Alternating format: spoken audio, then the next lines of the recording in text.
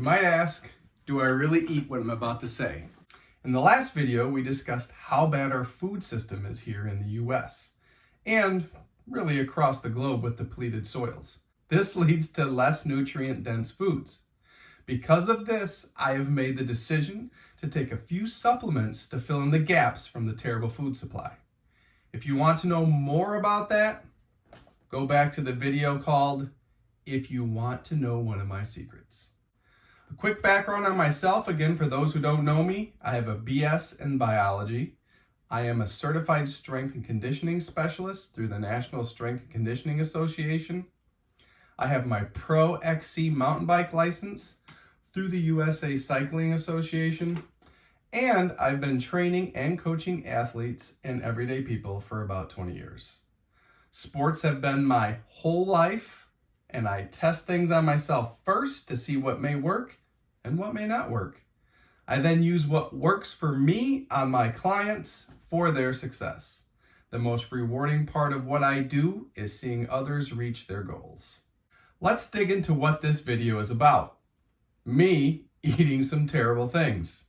Yes, it's true, I do eat very healthy compared to most people on the planet. I do avoid almost all highly processed foods. I don't eat microwavable meals. I avoid all sugary drinks and stick to mostly water, coconut milk, and tea. I eat fresh meats that are mostly regenerative or from an organic farm. I eat mostly organic fruits and vegetables and organic rice. So if you're asking, what do you eat that's not the best? I'll start by explaining what my body is really good at using for energy on the bike, for hard workouts, especially for races.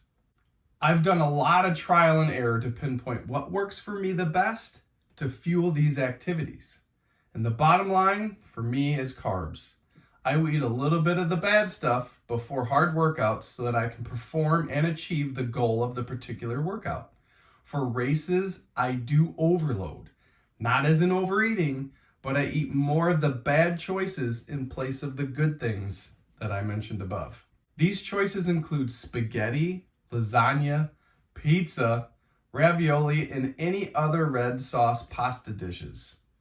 Now, I know you can make these dishes so they are not all that bad, but my normal options are still healthier. My go-to for dinner before a race is definitely lasagna with garlic bread. Lasagna's been one of my favorite things to eat since I was a kid, so it's no wonder it fuels me so well. I do eat a lot, but like I said, I usually don't overstuff myself unless I just did a long ride of more than 4 hours or did a demanding race. I've been known to eat a whole pizza, crush an 18-inch sub, smash mini burgers, and eat more than a guy my size would ever imagine eating. I may also consume a Coke for a little bit of a jump if I need it after one of these activities to avoid a bonk or from falling asleep on a long drive home. You might be asking yourself, all right, man, I'm watching this video and your eating really isn't that bad. The one thing that I have a huge problem with is baked goods, more specifically donuts. I can sit and eat 2 to 5 donuts because I like them so much. My favorite donuts are sour cream old-fashioned donuts with that icing on top. I also like jelly-filled donuts, Bavarian cream-filled donuts, apple fritter donuts, and pretty much any donut. If you're looking for the best bakery in the world to get some donuts, be sure to travel to the UP and head up the Huron Mountain Bakery. Get some fresh donuts every day. You can stop in there in the morning and the afternoon to make sure your carb stores are topped off. We usually stop in and get 6 or a 12-pack.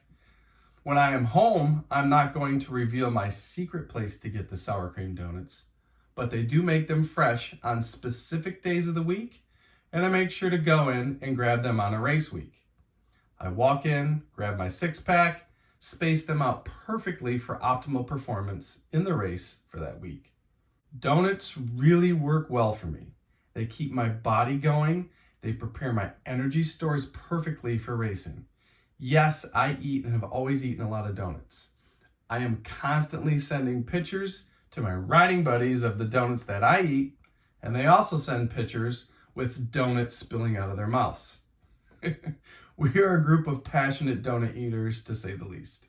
Now I'm going to give you a breakdown of how I prepare for a race with lasagna and donuts.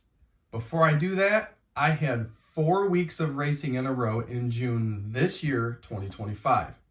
Every race was on a Sunday, which was kind of odd because most of my races are usually on Saturdays. In those 4 weeks of racing, I had probably 30 donuts, so I do eat more donuts than the normal person. Every week, I'm staying on top of hydration because of the workouts that are included during the weeks to keep the legs ready for battle. After every workout, I would consume a recovery shake. This is after a high-intensity workout, not a zone 2 short ride. On Saturday, I start to drink a little more water than I do during the week to stay hydrated pre-race. And for my pre-race dinner Saturday, I have been going to Lombardo's for lasagna and garlic bread. They have some of the best pizza and pasta on the planet. Their sauce is money. Now don't go making my wait longer there by telling everyone about it. As far as donut consumption goes race week, I usually start donuts on Wednesday. I'll have a whole donut with my healthy breakfast, a half of one with lunch, and another half for dinner or for my dessert. And this is leading up to the race. I do this every day until the race. Race morning, I either have a half a donut or a full donut, depending on the race length. So there it is, my race donut eating strategy. I'm not saying this will work for you. I've been a top athlete my whole life and I've found what works for me. I have been racing bikes since 2015 and every year I've been able to get faster on the bike. This year I'm 48 years old and still trying new tricks. At a recent race this year, 2025, I was able to go over a minute faster than I did on the same course in 2024.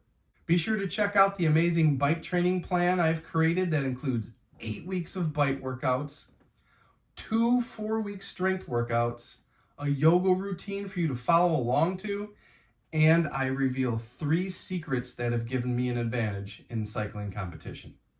They are all available in 3 different levels for the beginner, intermediate, and the expert elite peeps. Find those on bikelifewithrob.com. Thanks for watching.